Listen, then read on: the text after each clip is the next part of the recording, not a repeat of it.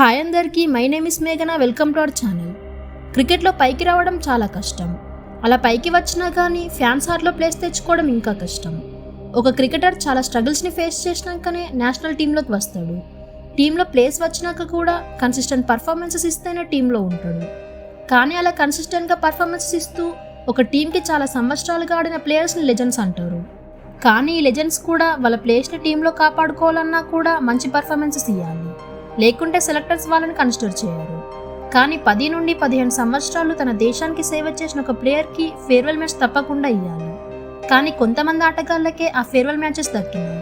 ఇంకా కొందరు లెజెండ్స్కి farewell match లేకుండానే రిటైర్మెంట్ ఇచ్చారు. అట్లా ఫేర్వెల్ మ్యాచ్ ఆడకుండా రిటైర్ అయిన టాప్ 5 ఇంటర్నేషనల్ ప్లేయర్స్ గురించి ఈ వీడియోలో మాట్లాడుకుందాం. సో వీడియోని ఎండ్ వరకు చూసి నాకు సపోర్ట్ చేయండి. నెంబర్ 5, యువరాజ్ సింగ్. ఇండియన్ క్రికెట్లో యువరాజ్ సింగ్ లాంటి ఆల్రౌండర్ లేడు. 2007 T20 world cup and 2011 ODI world cup రావడంలో యువరాజ్ సింగ్ పాత్ర ఎంతో ఉంది. ఇన్ఫ్యాక్ట్ ఆ 2 వరల్డ్ కప్స్లో యువరాజ్ సింగే మ్యాన్ ఆఫ్ ది టోర్నమెంట్. అతని ఆట తీరుకి, అతను ఆడే షాట్స్కి, అతను కొట్టే సిక్సెస్ అండ్ స్టైలిష్ ఫోర్స్కి ఫ్యాన్ అవ్వక తప్పదు. 2000లో డెబ్యూ చేసిన యువి 40 టెస్ట్లు ఆడిండు, 1900 రన్స్ కొట్టిండు, 300s ఉన్నాయి, యావరేజ్ 33 ఉంది. అండ్ ODIస్లో 344 మ్యాచెస్ ఆడిండు, 8701 రన్స్ ఉన్నాయి, 1400s అండ్ 52 50s ఉన్నాయి. 58 T20స్లో 1177 రన్స్తో పాటు 28 యావరేజ్ అండ్ 136 స్ట్రైక్ రేట్ ఉంది. బౌలింగ్లో కూడా యువి తోపే. ఓవరాల్ కెరియర్లో 150 వికెట్స్ తీసి అందరి చేత తోపు ఆల్రౌండర్ అనిపించుకున్నాడు. 2009 వరల్డ్ కప్ గెలిచిన తర్వాత క్యాన్సర్తో 3 years బయటకు వెళ్ళి మళ్ళీ 2014 T20 వరల్డ్ కప్లో కంబ్యాక్ ఇచ్చి 2017లో తన లాస్ట్ ఇంటర్నేషనల్ గేమ్ ఆడిండు. జూన్ 2019లో యువి తన ఇంటర్నేషనల్ కెరియర్కి గుడ్ బై చెప్పిండు. Number 4, Matthew Hayden. ఆస్ట్రేలియాకి డేరింగ్ అండ్ డాషింగ్ ఓపెనర్ అంటే మనకు ముందుగా గుర్తుకు వచ్చేది మాథ్యూ హేడెనే. 2003, 2007లో ఆస్ట్రేలియా ODI వరల్డ్ కప్ గెలవడంలో హేడెన్ పాత్ర ఎంతో ఉంది. హేడెన్ 1993లో టెస్ట్ డెబ్యూ చేసిండు. 103 టెస్ట్లు ఆడిన అతను 8625 రన్స్ కొట్టిండు, యావరేజ్ 50 ఉంది, 29 50s అండ్ 30 100s కొట్టిండు. ODI డెబ్యూ 1994లో చేసిండు.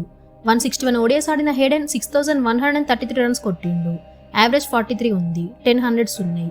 IPLలో కూడా ఆడిన కొన్ని మ్యాచెస్లో తన స్టైల్ బ్యాటింగ్తో అందరి ప్రేమ పొందిండు. తను అగ్రెసివ్ ఇంటెన్కి పెట్టింది పేరు.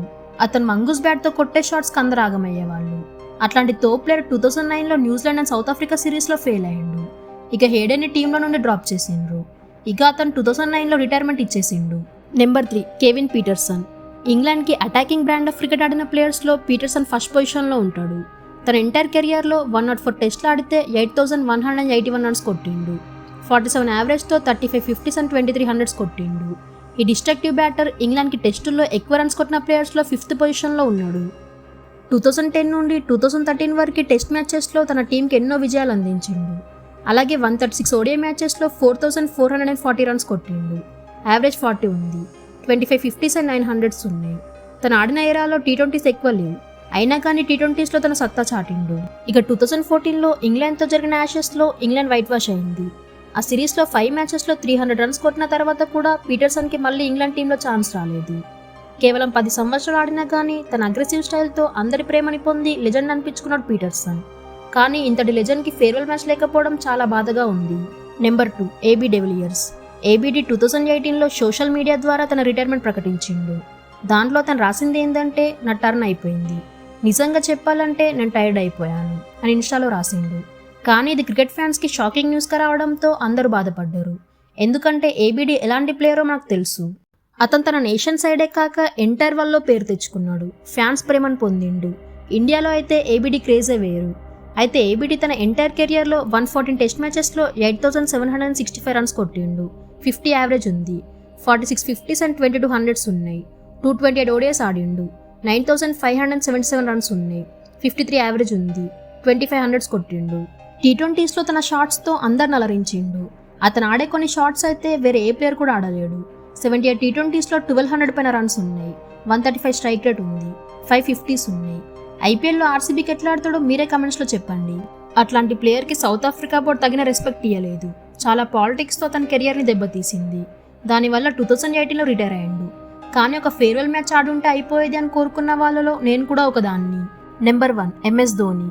ధోని ఇండియాకి దొరికిన best captain and great finisher. MS Dhoni క్యాప్టెన్సీలో ఇండియాకి 3 కప్స్ వచ్చినాయి. 2007లో T20 వరల్డ్ కప్, 2011లో ODI వరల్డ్ కప్, 2013లో ఛాంపియన్స్ ట్రోఫీ వచ్చినాయి. అతను 2004లో డెబ్యూ చేసి 90 టెస్ట్లు ఆడిండు. 4800 రన్స్ ఉన్నాయి. 33 50s అండ్ 600s కొట్టిండు. యావరేజ్ 38 ఉంది. 350 ODIs ఆడితే 10,773 రన్స్ కొట్టిండు. 50 యావరేజ్ ఉంది. 73 50s అండ్ 1000s ఉన్నాయి. 98 T20s ఆడితే 1617 రన్స్తో పాటు 37 యావరేజ్ ఉంది. 126 స్ట్రైక్ రేట్ ఉంది. టెస్ట్ క్రికెట్ నుండి 2014లోనే రిటైర్మెంట్ తీసుకున్నాడు. ఇక 2019 వరల్డ్ కప్ న్యూజిలాండ్ మీద సెమీఫైనల్ ఆడిన ధోనికి అదే లాస్ట్ మ్యాచ్ అయింది. 2020 ఆగస్ట్ 15 నాడు ధోని పూర్తిగా తన కెరియర్ రిటైర్మెంట్ ఇచ్చిండు. ఇక వీళ్ళ క్రికెట్లో లెజెండ్స్గా ఉన్న ఫేర్వెల్ మ్యాచ్ లేకుండా సడన్గా రిటైర్మెంట్స్ ఇచ్చిన టాప్ 5 ప్లేయర్స్. వీళ్ళు రిటైర్ అయినప్పుడు మీ ఫీలింగ్ ఏంటో కమెంట్స్లో చెప్పండి. వీళ్ళే కాక ఇంకెవరైనా ఉంటే కమెంట్స్లో చెప్పండి. Thank you for watching.